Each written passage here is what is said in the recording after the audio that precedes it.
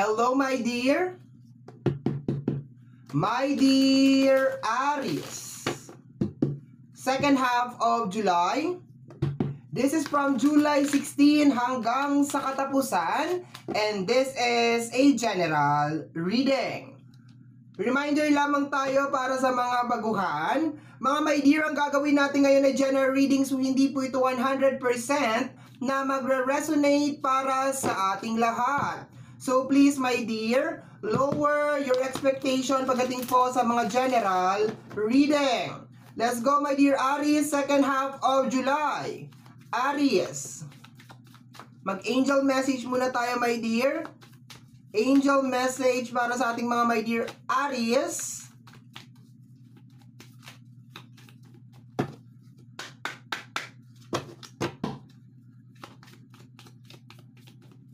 Okay. Dalawang cards. Uy! Sabi ng yung first message, the more I tune my energy with appreciation, the more the universe will deliver. Okay? Taas natin. The more I tune my energy with appreciation, the more the universe will deliver. Parang tamang timpla, my dear. Kailangan tama yung timpla mo. It's more on the energy that you have inside you. Okay? So, para sinasabi, my dear, na dapat nakatune yung energy mo. Hindi masyadong hyper, hindi din masyadong mababa. Nasa gitna lang. Okay? Next over here, believing in the spiritual guide. Gives me certainty and that freedom to keep dreaming even when I can't yet see the result. Okay? So dito my dear sa card na to, okay, para sa mga gusto magbasa, dito na lang sa taas. Okay? I-post nyo or screenshot nyo kung gusto nyo basahin. Okay, so nakukuha ko dito my dear, it's more on maintaining your energy.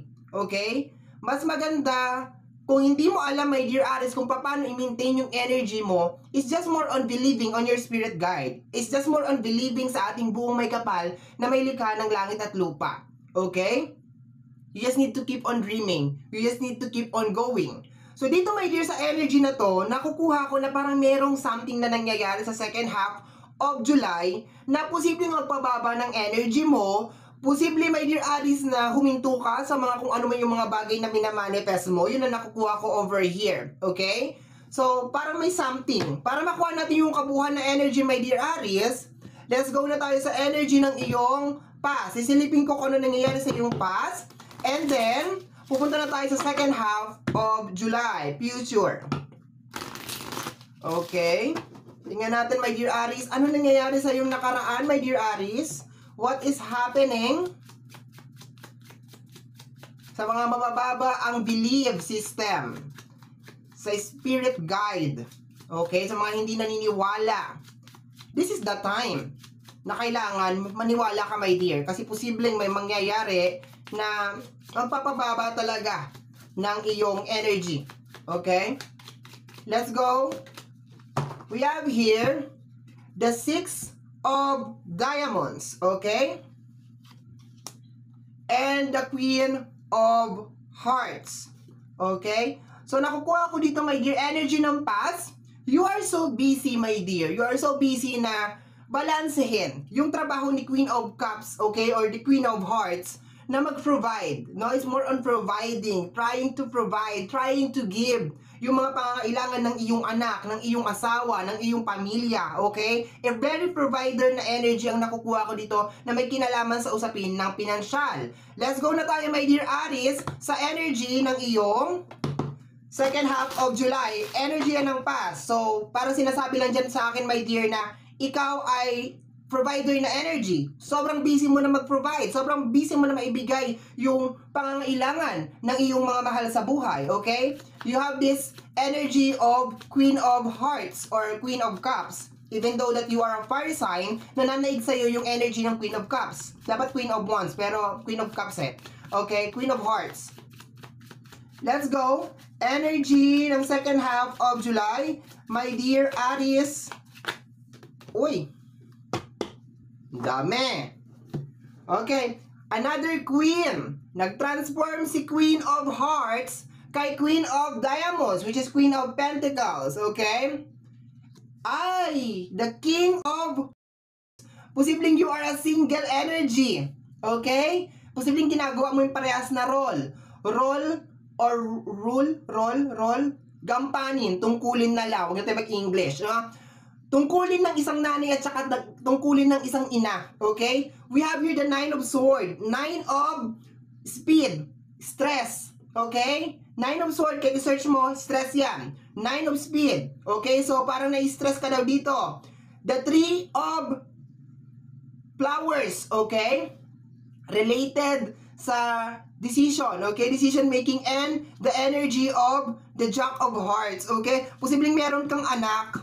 Okay? And then you are single parents over here.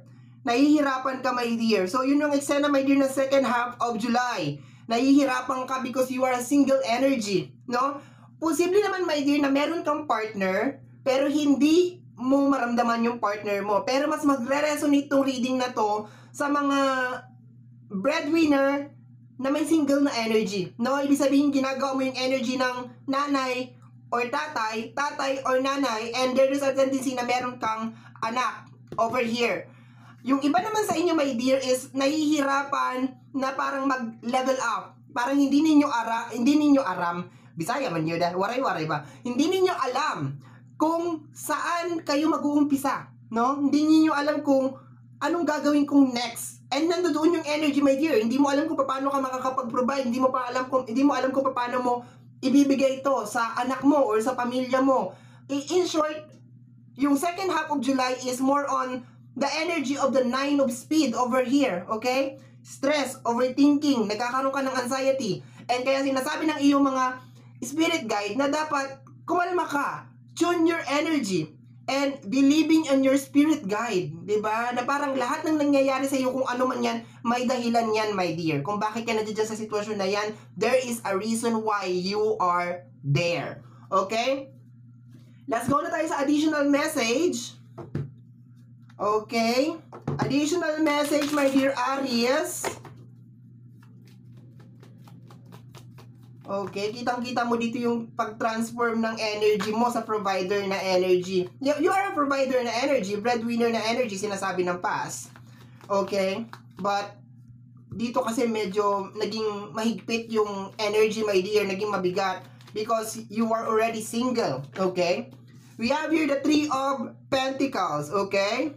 The 3 of Pentacles related sa energy ng work, collaboration. It's more on work na collaboration na energy, my dear. Work, trabaho, collaboration, okay? Baka nagkakaroon ka ng problema sa mga tao sa paligid mo. Posibleng katrabaho mo, amo mo, kasama mo sa bahay, nagkakaroon ka ng problema. Okay? We have here the energy of the Page of Pentacles. Na marami talaga sa inyo ang gusto talagang mag-start ng pagkakakitaan, panibagong source of income. Yun na nakukuha ko over here, pero parang nahihirapan ka kung saan ka mag-uumpisa.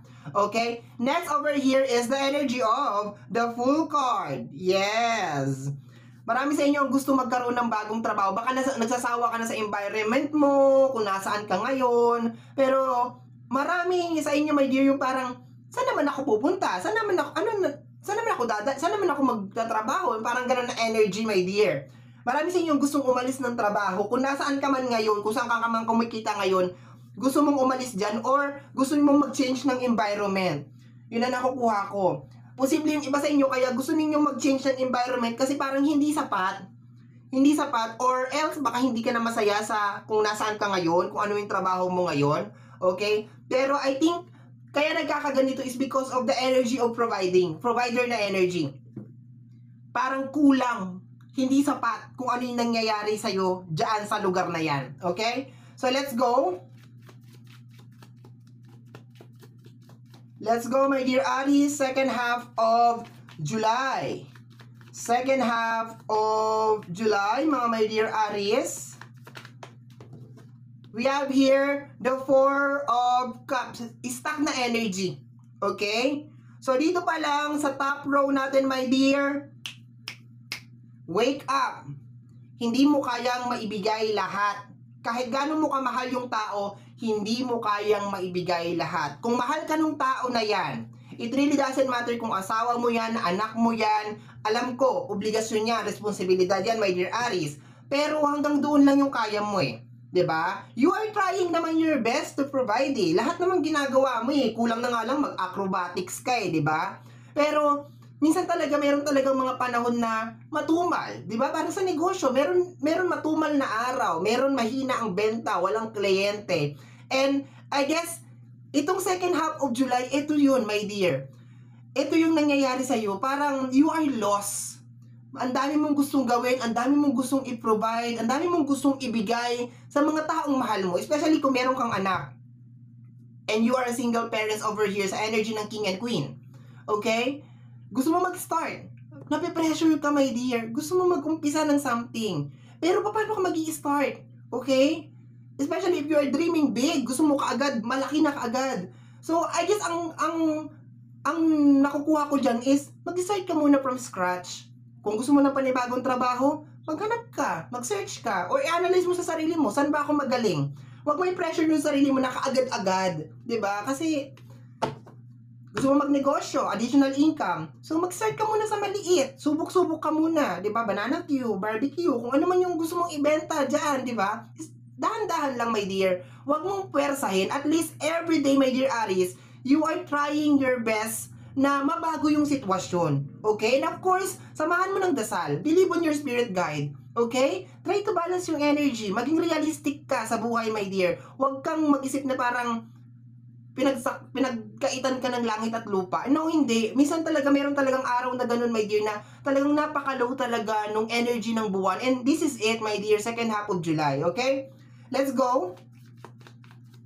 My dear Aries, last 4 cards, Aries. Okay? We have here the Queen of Wands. Ito na yung hinahanap ko kanina. Umuulan ng Queen. Okay? Ito na yung hinahanap ko kanina, my dear, kasi itong energy mo eh.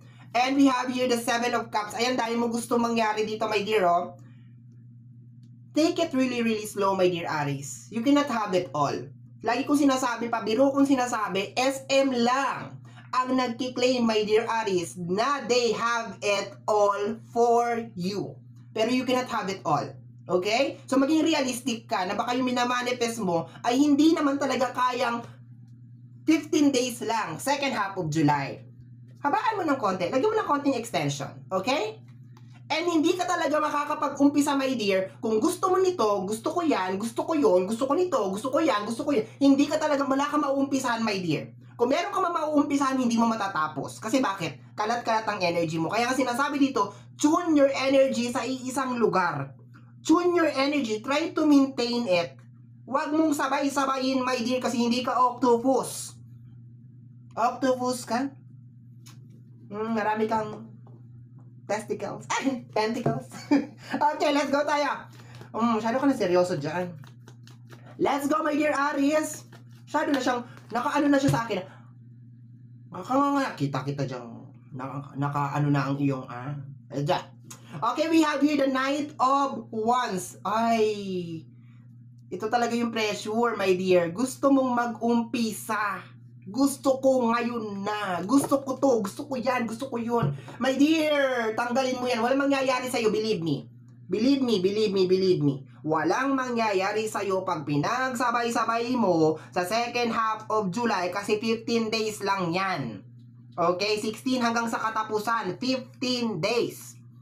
Hindi pwede na magkaroon ka nito, magkaroon ka nito, magkaroon ka niyan. Umpisahan mo sa pinaka-basic. Okay? Pinaka-basic tayo, my dear. Ano ba pinaka-basic? Depende sa sitwasyon ng buhay mo. Okay, last card tayo, my dear. Last card. My dear Aries. Okay. Mag-exit na ako, my dear Aries. Last card na to. Okay. Oh, may bonus card siya. Okay. Bonus card, medyo marami-rami to, my dear. 4. We have here the Wheel of Fortune. We have here the Energy of Magician, the King of Wands again, and the Three of Swords.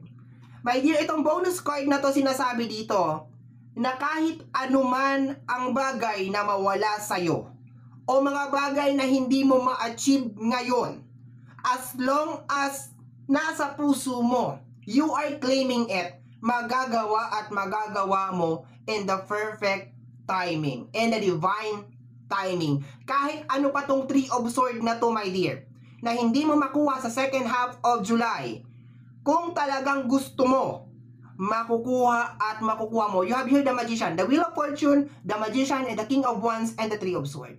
Okay? Bottom deck of the card, mga my dear Aries, is the Five of Pentacles. Kahirapan, shortage sa energy ng pera. Nandun talaga yung pinaka-overall na energy, my dear. Kahit saan ko tingnan, nandun talaga because you want to provide, you want to give. Okay? Walang masama dun, my dear. Pero please, huwag mong i-pressure ang sarili mo. Kung ano lang yung kaya mo for now. Okay? I think naman maintindihan ka naman ng mga taong nagmamahal sa'yo kung yun lang talagang kaya mong ibigay. Okay? So my dear Aries, yan ang reading mo para sa iyong second half of July. Somehow my dear, kung nagustuhan mo ito, especially kung napadaan ka lang, don't forget to subscribe. Pakiclick lamang po ang notification bell para ma-update ka sa aking mga upload. And free to like, free to share, free to comment sa lahat ng ating mga videos. Once again, my name is RJ, also known as Apo J. Maraming salamat po, and until next time, bye-bye! Thank you, my dear!